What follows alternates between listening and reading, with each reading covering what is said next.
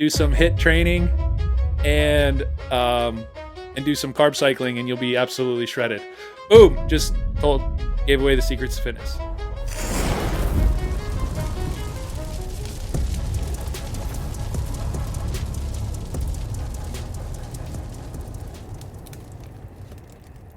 First question, how often should I work out?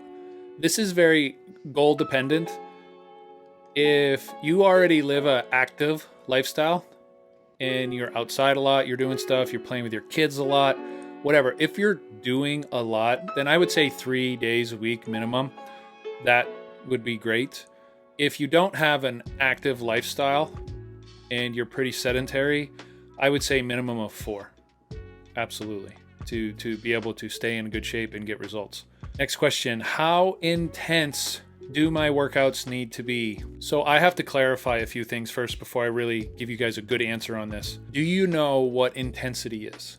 Okay, the way I clarify intensity is your tempo plus your rest periods. Now, if you don't know what a tempo is, I say, along with many other people, that your tempo is a 4-part execution of your rep. Okay, so you have your eccentric movement, the negative, right?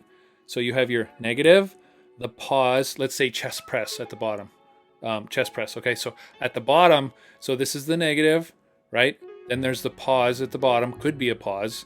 Regardless, this is a transition at the bottom. And then there's the push up, and then there's the hold or transition at the top, right? So it's 4 parts: negative, hold, squeeze or concentric, the push up, and then squeeze or hold, and then the transition back into the negative. So with that, plus your rest period, if you want it more intense, I would say to minimize your rest periods. Okay, but how intense does my workout need to be? I prescribe 40 seconds rest, except if I'm supersetting, and if it's on leg day, then I'll do, for supersets and leg day, then I'll go up to 90 seconds of rest. But other than that, 40 seconds. So you want to be breathing heavily. Usually your heart rate's around like 130. To me, it's like this beautiful anabolic window when your heart rate is slightly elevated, right? Because it is your anaerobic threshold. But it seems to be like that's where everyone gets the best results. When you're pushing, when you are breathing heavily, breathing the right way, of course. If you do these things, your workout will be very intense. And then you can learn to quantify it in another way. All right, how much time do I need to spend working out? I would say perfect scenario, right, guys? Like the best situation is an hour. I would say an hour. Yep, for sure. But the best for you, I'll tell you right now, if you can do 10 minutes, then 10 minutes is the best answer. If you can do 30, then 30 is the best answer. It's just about you doing it, okay? Yeah, an hour is ideal. Absolutely. Shoot for an hour. If you can't, if you can do 10 every day, then do 10. If you can do 10 twice a week, whatever, do 10. It's fine. Just do something and be happy and want to do it, right? Find ways that you are inspired to do this, even if it's for 10 minutes. That's what it's all about. What type of exercise should I do? Let me say this, okay? Is it the type of exercise? Like what exercises should I be doing? Or are you saying like strength training, hypertrophy training, power training? Is it those? Yeah, okay. So I would say hypertrophy training. Now, that's what I teach. Hypertrophy is growth. It is time under tension muscle building, okay?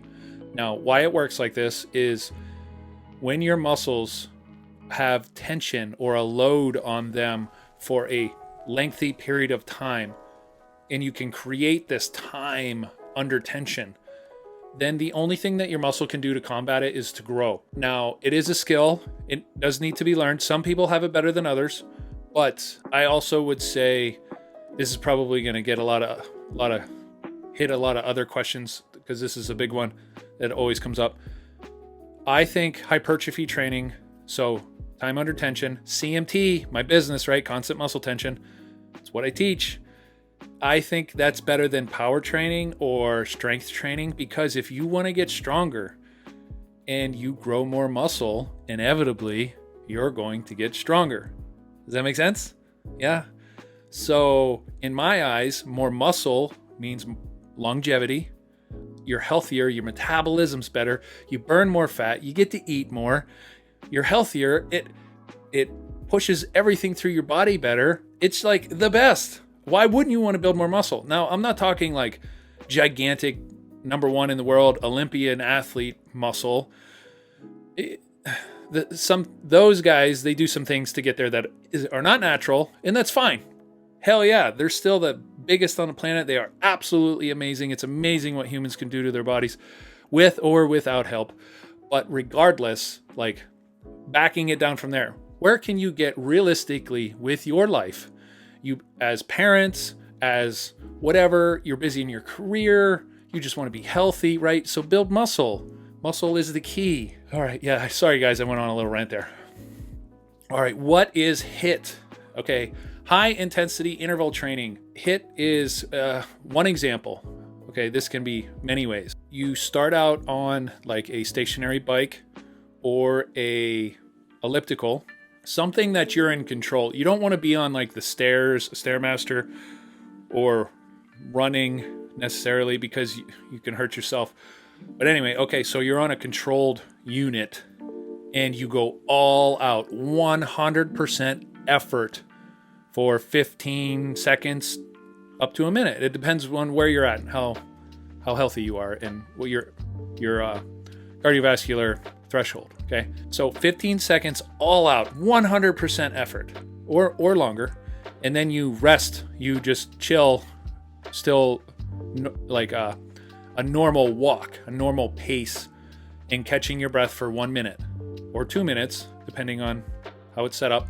But then you go all in again for 15 seconds or 20 seconds, 100% effort, and then go back to like a normal pace, catch your breath for a minute or two, and you do this over and over and over.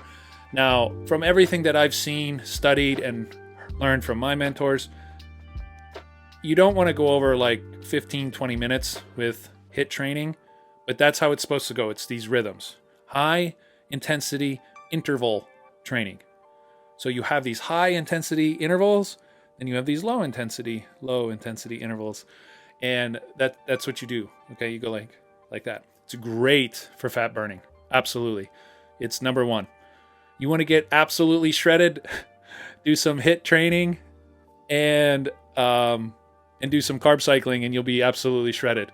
Boom! Gave away the secrets to fitness. All right, next. What are your 6 pillars of health? You must have watched my stuff before, because, how would anybody know to ask that?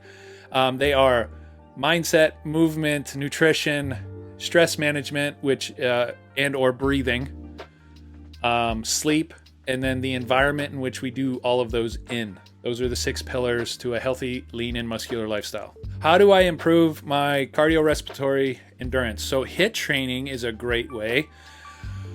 I have seen some people, they say do HIIT training 5 days a week. What worked best for me, and when I would help people get results, is HIIT training one day, then steady state for 30 minutes the next day, then HIIT training, then steady state, HIIT training, steady state. So I would only do 5 days a week, 5 out of 7 of that, but I'd go every, switch back and forth between HIIT and steady state. It will absolutely create better endurance. Absolutely, 100%. Even if you did that 3 days a week, it'll still help. And then if you needed to, you could do it longer or increase another session. All right, moving on. How many reps should I do to improve strength? I believe that answer would be around 6 to 8, maybe 6 to 10. But I'm going to pull it back here to my style of training and what I believe. Again, why would you train for strength when if you grow more muscle, you will inevitably be stronger and you will burn more and you will get to eat more, and you will look better, and you will feel better. Regardless of how many reps you decide to do, you need to learn how to turn that muscle on, how to actually use and squeeze your muscle and create that constant muscle tension. That's what it's about. Okay. No matter what your rep range is, you need to feel it on another level. If I do 20 to 30 reps, but I don't feel fatigued, am I still improving?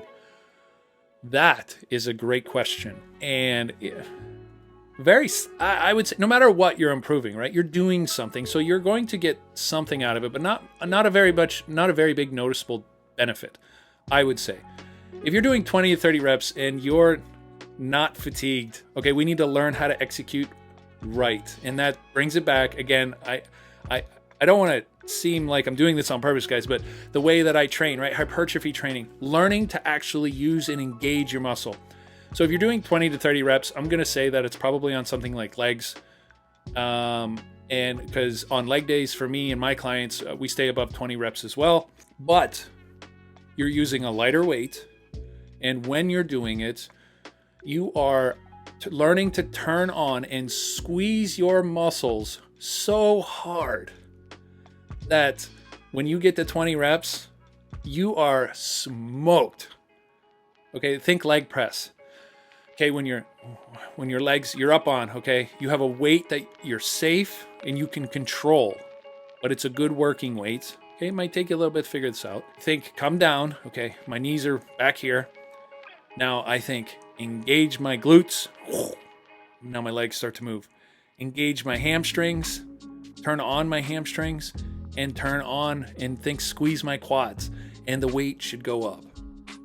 Okay, and then don't just let it fall back down.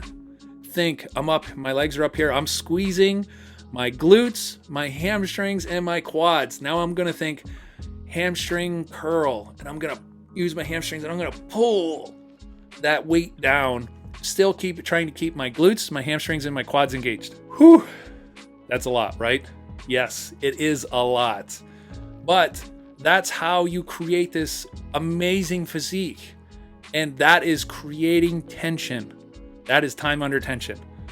Okay, while I was saying it, I ran out of breath, right? Because I'm sitting here, I'm squeezing my glutes, my hamstrings, and my quads while I'm telling you guys to do this. And obviously it pulls more energy. So just standing here doing it, it's a workout.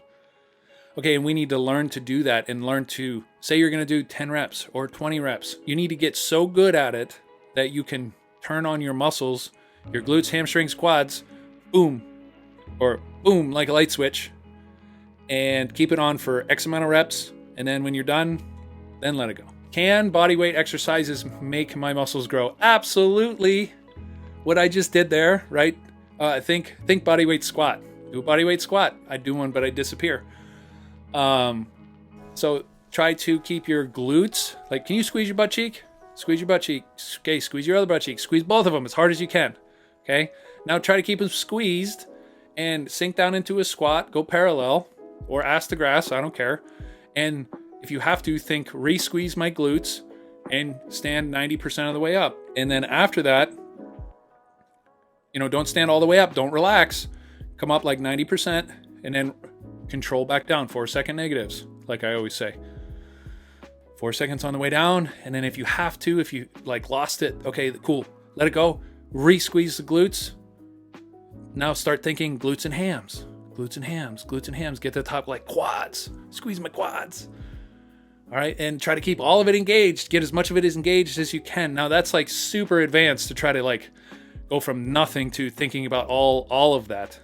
But those are the things that you need to do. So yes, body weight exercises will you'll probably do better at growing than anything else, because I have scoliosis, so I had to learn how to get big because I can't squat, I can't deadlift, and I can't even do leg press really heavy because it hurts my spine.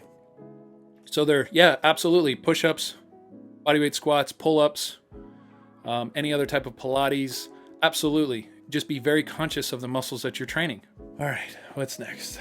Got a little exhausted there, squeezing everything while I was talking to you guys. If I can do a lot of push-ups, should I add weight or do more challenging variations. You don't have to add weight. Okay, everything, wow, this really keeps coming back. Everything that you do, you want to learn to activate your muscle. Okay, so I'm going to do a push-up, right? Okay, so this, I'm pushing up, okay? This motion is a delt and a tricep motion, okay? Okay, it's a push, okay? Now, like, my chest is not activated at all. You can do push-ups all day long, like they do in the military, do 150 of them. That's still impressive. But if you want to grow your chest, if you want to do push-ups for a chest exercise, this direction, okay, this direction is a chest movement, okay? So how do we incorporate this with the push-up, okay? This is simple. You think about, you're doing a push-up. So I'm back here. Now I'm going to think as I'm going to let myself down nice and controlled. And from right here, I'm on the push-up position. I'm going to think, I'm going to drag my palms together, right? See how my chest activates? Okay. Now I'm going to think, try to drag my palms together and I'm going to push up. And I'm just going to try to keep that engaged the whole time. I'm going to try to keep thinking I'm sliding my hands across the floor. If you can slide your hands across the floor, congratulations. You're like one of 3 people I've ever seen be able to do that. And if you can, then just back off just a little bit, just enough so you're not dragging your hands across the floor, but just so you're almost dragging your hands because it's going to activate your chest. Does that make sense? Boom. Now you don't have to do more weight or other crazy variations. You're actually using your chest. How frequently should I stretch? All right, guys, this is person specific. There's so much data out there that says don't stretch too much. You need to stretch a lot. Don't stretch before your workout. Don't stretch after your workout. What do you think is best for you? Try it all. Absolutely, you got to try it. But if you feel good, then do it. Like, I know a lot of people say don't stretch before your workout. I stretch for 20 minutes, if not 40 minutes before my workout, and I just have an amazing workout, and I recommend it to everybody. But it's what works for me. Try it and see how you feel. And then frequency-wise, every day. Absolutely, you can do it every day. Most of my clients, I have them build it into like their daily routine, or at minimum every other day. Absolutely. Okay, why is the BMI outdated and or inaccurate? Since I was 10, I have been considered obese, not overweight, obese. Okay, it's such a terrible method. It doesn't have. It has to do with your height. Okay, since I'm 6'3", my ideal weight is 190 pounds. The last time I weighed 190 pounds, I was 16, maybe 17. And that was it's like 10th or 11th grade in high school. That's the last time I weighed 190. So, and I've been very fit my whole life with the occasional, blip. But even lean, even when I am super shredded, I am obese, not overweight. I'm more than overweight, I'm obese. So like, how does that even make sense? It doesn't. Should I weigh myself frequently? Can I weigh myself too much? That's definitely a mental game. I love to weigh myself every morning. And if I remember, sometimes at night, I can see a 9-pound increase in my body weight in one day. Pretty wild. And then I can wake up and be 9 pounds less. At times, usually like 4 pounds less on the norm. But that's up to you. If you like to see it, do it. If it goes up at all at the wrong times, are you going to feel defeated? If you're going to feel defeated, then don't do it. It's that simple, guys. Like, you don't have to listen to one person. It's all about you. If you love it, then do it. If you don't want to see it, then don't. Do it once a week. Pick a day, usually Sunday morning, 7 a.m. Wake up, take a piss, go weigh yourself. Every Sunday. It's that simple, okay? If you want to do it every day, then wake up at your normal time, go take a piss, weigh yourself. Do the same thing every day or once a week, okay? It's that simple. Do what you love. Is body fat percentage a good way to measure physical health? Yes and no. Okay, so if you're someone that usually carries a lot of extra weight or even some extra weight, it could be a good marker, an indicator, absolutely. But what about all the people that are skinny and they have terrible life habits like fast food and eating shitty, drinking, and what about those people, right? That it's not a good indicator of health. But if you're someone that carries around some extra weight or has in the past, absolutely, it's a great way. Should I do strength, respiratory, or flexibility assessments before starting any type of program? If you want to, that's a lot. In my eyes, I'm like, wow, like I wouldn't do that. But it would be great to see how well you improve, how much you can improve. Absolutely. That would be awesome. If you want to do it, then hell yeah, that's great data. Keep that data. If you don't want to do it, then don't do it. If it's going to bother you, don't do it. Do I have to lose weight in order to live longer? Well, it all depends how much weight you have to lose. But I would say yes, absolutely. Minimize any extra weight as much extra weight as possible. That way your body doesn't have as much to move around. It'll just increase longevity. Absolutely. You'll be super healthy, lean, right? Our bodies are machines. When we're lean, it's like a fine-tuned, efficient machine. And your body loves that. It performs super, super well. The fatter we get, the less efficient we become. And fatter people need less food. How weird is that? Even though we have more weight carrying it around, we need less nutrition. But when we're super lean, our bodies are like a race car, right? We're just drinking the fuel. And it's amazing how it works. What factors can I control about my lifespan? There's a company out there, I'm not going to say their name because I don't want to get targeted for it. But they are the darkest color, and it's a stone, right? If you get that, great. If not, no worries. Anyway, they acquired a DNA testing company, and who knows what they're doing with all that DNA. But one thing that they let loose that they said is that your genetics only have 6% to do with your longevity, your lifespan. Genetics only play a 6% role in your lifespan.